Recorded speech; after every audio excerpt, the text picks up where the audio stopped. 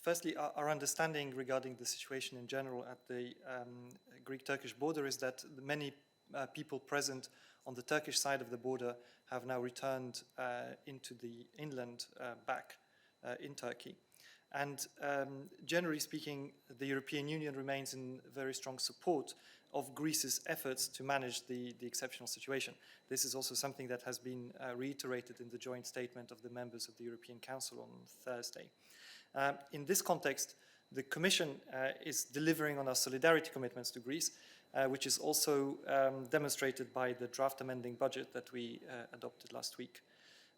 Now, regarding fundamental rights, our position remains, of course, that fundamental rights must continue to be respected. Any allegations of violations of fundamental rights must be investigated by the Greek authorities. And we remain in close contact with the Greek authorities in general to identify solutions that are appropriate in the current situation in full compliance with fundamental rights and with the European Union legal framework.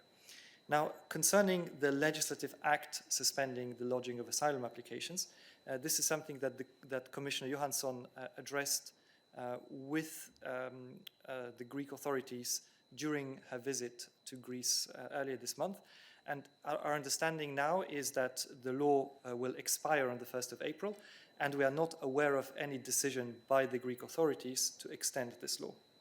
And finally, regarding the letter that the question also referred to, we will of course reply to the letter as soon as possible. But meanwhile, we remain of the view that the situation on the islands needs to be addressed very urgently.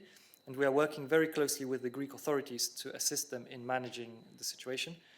This includes emergency measures to address or to prevent threats to public health, addressing the situation of the most vulnerable, including also through relocation of unaccompanied minors in the context of the initiative that we announced earlier this month and where we were expecting rapid developments, and other measures that are already being implemented.